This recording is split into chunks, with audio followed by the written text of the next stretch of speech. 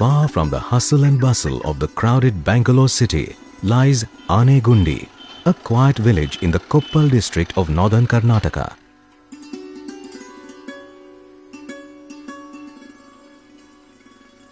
Set apart from the World Heritage Site Hampi by the Tungabhadra river, Anegundi encompasses within its humble boundaries glorious periods of history and mythology.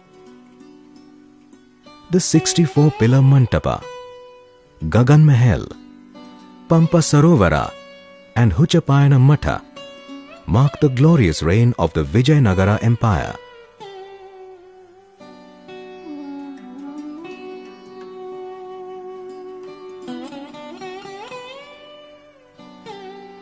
The village lies at the center of Kishkinda, the mythological monkey kingdom where Hanuman, the monkey god, is believed to have been born on Anjanadri hill. Anegundi remains untouched by modern life. The villagers still use coracles, age-old eco-friendly means of transportation, to make their way across the river Tungabhadra.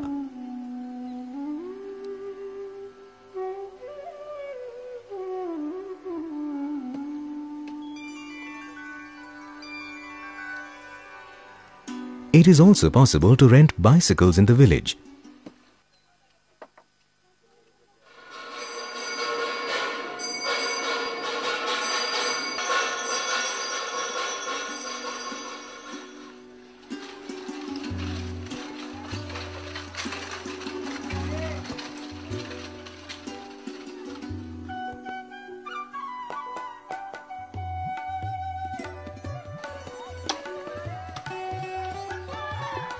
The village is lined with well-kept traditional houses and beautiful smiling faces, each telling a success story.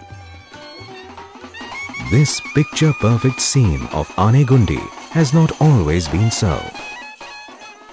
These ancient structures were neglected by the locals due to lack of funds. The villagers were not self-sufficient and therefore unable to contribute towards the conservation of their own architectural heritage. Today, the village has witnessed many developments due to the unrelenting efforts of the Kishkinda Trust. Shama Pawar, artist and founder trustee, was introduced to this region by her late father, Shri Madhav Pawar.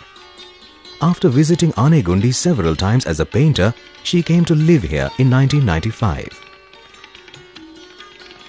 Her belief that economic and social empowerment of the local people alone can bring about effective heritage conservation led to the setting up of the Kishkinda Trust in 1997.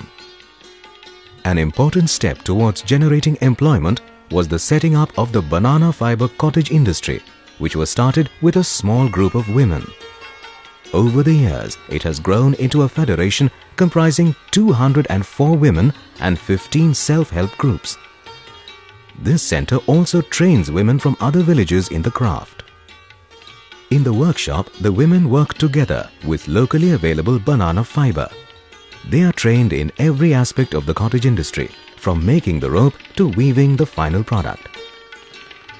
Special workshops in design and technical development are conducted from time to time to enhance their skills.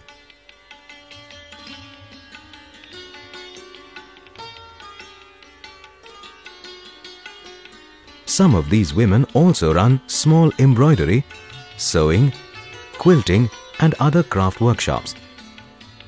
Today, these women are confident, skilled individuals earning their own livelihood. Bags, mats, quilts and decorative fringes made by these women have impressed tourists from all over the world. Radha Narsapur has been working in the banana fiber cottage industry for the last 6 years.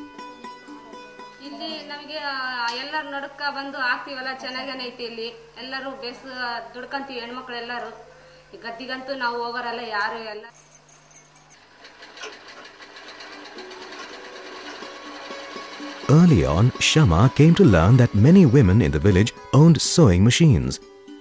To put these machines to good use, the Ilkal workshop was set up.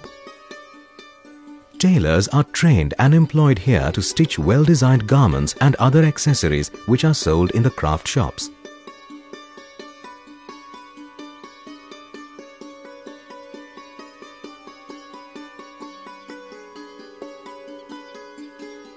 Other workshops are held to teach housekeeping, cooking, stitching, bookkeeping and accountancy. Women are also given basic training in sales and marketing. Bashira Begum, who is employed here for the last 9 years, shares her experience. हमें ज़्यादा बाहर कहाँ भी नहीं जाते थे, गांव में कई कपड़े लेके घर में सीते थे। जब मैडम बुला के इधर काम दिए, जब से हमें इधर आते, एक ही कमाने से होता था नहीं, बच्चों की पढ़ाई, घर का खर्चा, वो सभी बहुत तकलीफ होती थी। इन्होंने देते जब से अब घर का खर्चा अच्छा चलता है, बच्चों की पढ़ाई अच्छा चलती है। हमारे को इधर भाई सब लेडीज लोग मिलके काम करने से हमारे घर में भी कोई रोकते नहीं, जान के लिए कोई भी टोकते नहीं, इसलिए हमारे को इधर सब हमें अच्छा काम करते हैं, हमारे को अच्छा पैसा मिलता, हमारे क्या कुछ तकलीफ नहीं। जब से women did not come out even on the main streets of this village, so they always walked in the inside labyrinths, and it took me 6 months to basically meet them at their houses for tea or coffee, very informally, and then it took me 6 months of sitting in this office by myself mostly, waiting for women to come, and then it started trickling in slowly, and today you see women are fully confident in doing all kinds of things. The Kishkinda Trust has taken up many projects of restoring ancient structures using locally available materials. A house is taken up for a period of time and handed back to the owners after the conservation process is complete. One such house belonged to Sahera, an artisan from the banana fiber cottage industry. It is taken up by the trust for a period of 5 years.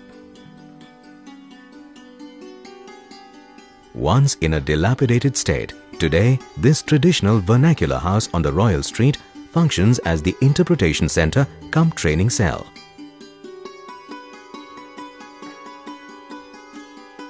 The center also serves as an incubator for community projects. It has internet facilities and a library where villagers can read newspapers and study maps. The restoration of this traditional house was completed with financial assistance from Tema, Sweden through UNESCO.